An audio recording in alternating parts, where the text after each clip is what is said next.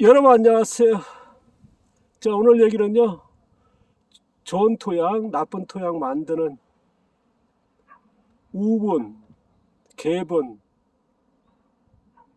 돈분, 유박, 톱밥, 우두치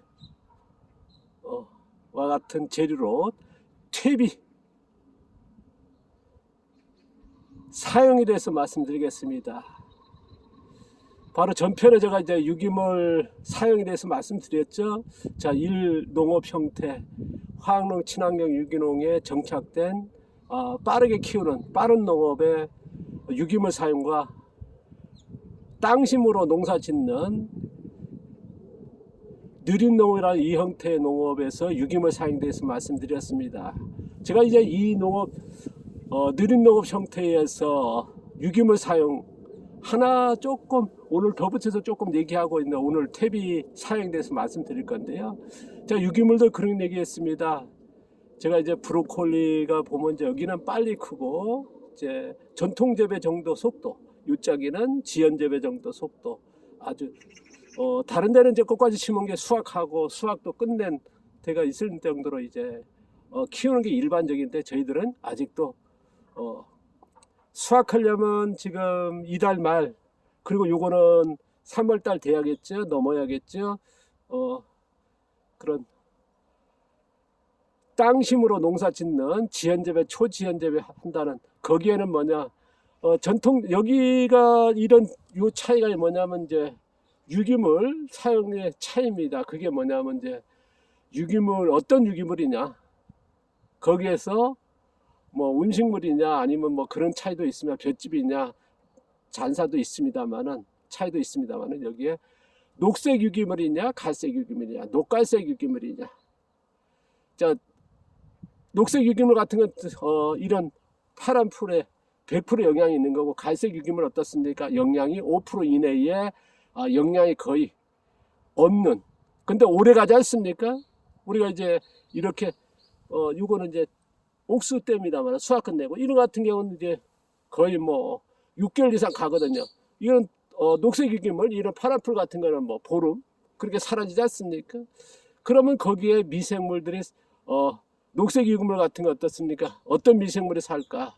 서식 환경이 되고 영양분이 될까? 바로 박테리아라는 말씀을 드렸습니다. 그 다음에 이런 갈색 유기물, 영양이 거의 없는 갈색 유기물 같은 거는 균류, 곰팡이나 버섯균이라는 말씀 드렸습니다. 오래 가지만은, 그러다 보니까 이제 제가 미생물 편하고 토양 편에서 얘기했습니다만, 우리가 습성에 가면 어떻습니까? 거의 갈색 유기물 아닙니까? 그러다 보니까 BF 비율이 10대 1, 심지어 15대 1까지 간다는 말씀 드렸습니다. 그만큼 양분 생산이 적다는 거, 그런 차이가 있다는 것 좀 오늘 더 말씀을 추가해서 말씀드리고요. 오늘 퇴비입니다. 자, 1농업 형태에서 퇴비 사용, 2농업 형태, 느림 농업에서 퇴비 사용. 1농업 형태가 어떻습니까? 이제 빠른 농업이죠. 작물을 빠르게 키우는 촉성 재배, 초촉성 재배에서 재배 기간이 뭐 단기 재배, 초단기 재배 이런 용어로까지 나누진 않습니다만은, 그러나 지금의 화학농, 친환경, 유기농이 빠른 농업 형태 아닙니까? 이게 뭐 99%할 정도 그렇게 정착이 됐고 하나의 농업의 장르가 됐고 교본이 되지 않습니까? 무슨 지금 농업을 얘기할 때 어쨌든 그 1농업 형태를 얘기하고 있거든요. 그리고 2농업 형태는 거의 없는, 그리고 용어조차 없습니다. 제가 이제 바로 2달 전부터 이제 사용하는 용어죠. 뭐냐 그러면 2달도 안 됐습니다. 느린 농업이라고 하는 작물을 성장 속도가 지연재배, 초지연재배라고 하는, 그리고 작물 재배 기간은 장기재배, 초장기재배라는 말씀 드렸습니다. 그에 따라서요, 1형태 유기물 사용과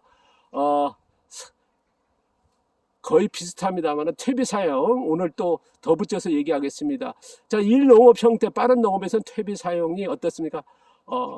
뭐 보면 어떻습니까? 뭐 유박 퇴비다, 유박 비료다, 아니면 유기질 비료다, 뭐 개분 퇴비다, 개분 비료다, 뭐 그래서 해가지고 쓰는 것들이 보통 어떻습니까? 반려된 거 아니겠습니까? 뭐 거기에다 부식 퇴비다, 뭐 부식 비료다, 숙성 비료다, 숙성 퇴비다 하지만은 거의 다 미생물에서 분자된 그것들이 이제 미생물을 넣는다든가 아니면 자연 상태의 미생물들이 분해돼서 바로 분자되는 거죠. 그러니까 밭에 넣었을 때 바로 양분이 되는 효과가 나오는, 그래서 촉성재배 초청성재배 최적화된, 그래서 반려의 개념이다. 그러니까 그것들을 모두 모아서 이제 반려탭이라 보는 게 맞고요. 그러니까 일농업 형태는 반려탭이고, 그 다음에 사용 방법은 뭐냐, 밑거름 묶거름이라는 거. 아마 이게 최적화됐고 이제 하나의 교과서처럼 되어 있고요. 이 농업 형태는요 좀 다릅니다. 제가 이제 일농업 형태에 대해서, 빠른 농업에서 뭐 반려탭이 쓰는 거에 대해서 제가 뭐 틀렸다 보지는 않습니다. 왜냐 그러면 그게 최적화된 기술이고 그 방법으로 이제 추구하고 있으니까요. 뭐 10,000원짜리 생산 가방을 생산하고 10만원짜리 생산하고 1,000만원짜리 가방 생산 다 틀리듯이요. 자기 방식이 있으니까요. 그럼 이 농업 형태에서는 뭐냐, 저희가 얘기하는 퇴비 사용은 좀 다릅니다.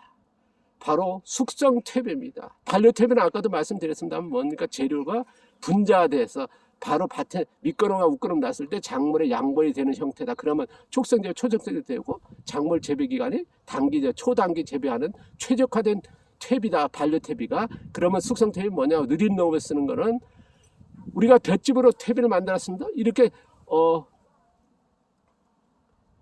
옥수대로 퇴비 만들었습니다. 그럼 이 형태가 그대로 있는 퇴비를 얘기합니다. 바로 숙성 퇴비인데요. 제가 앞서 미생물 편의 숙성과 발효가 다르다는 말씀을 드렸습니다.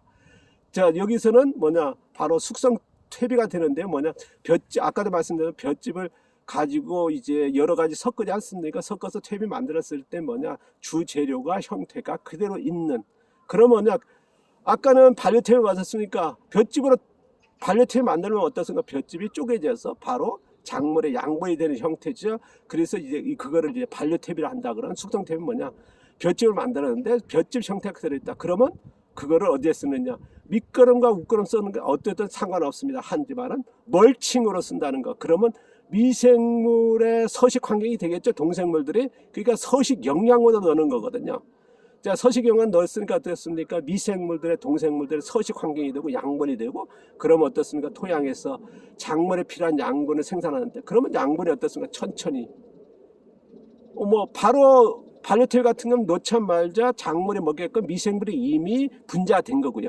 이 숙성퇴비 같은 경우는 분자 안 된 겁니다. 그러다 보니까 이제 미생물, 동생물의 서식 환경이 되고 양분이 될 거니까, 그래서 멀칭 개념입니다. 그러면 땅 속에 넣히면 어떻게, 땅 속에 넣었을 땐 땅이 좋아질 수는 없는 거거든요. 왜냐 그러면 반려퇴비 같은 경우는 뭐냐, 이미 반려가 돼 있으니까 그렇게 가스 발생이라든가 그런 게 없지 않습니까? 그런데 가끔가다 보면 이제 반려를 덜 시켜가지고요, 유기물 상태가 있었을 때 어떻습니까? 가스가 발생하고 열이 나고, 그러다 보니까 토양에 작물에 큰 영향이 되고 그러지 않습니까? 그러다 보니까 이제 반려퇴비에 만드실 때 많이 뒤집어라. 그래서 완전히 반려가 끝난 다음에 사용하라. 이게 하나의 교과서처럼 나와 있는 게 그거거든요. 근데 우리가 아까도 말씀드려서 숙성퇴비입니다. 볏짚 형태로, 볏짚으로 만들었습니다. 그 형태가 있는데 땅속에 집어넣었을 때는 나쁜 토양이 만들 수밖에 없는 거죠. 그래서 숙성퇴비를 쓰는데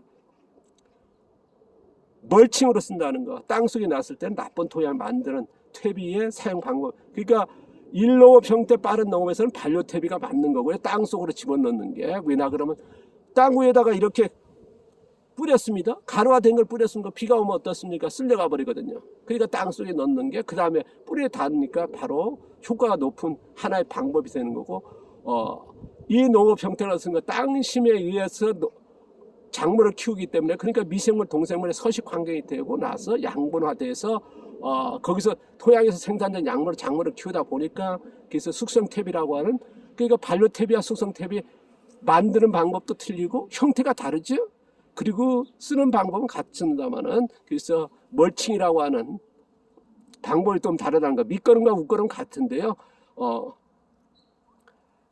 쓰는 방법은 어쨌든 멀칭으로 쓴다는 거. 이게 차이가 있을 겁니다.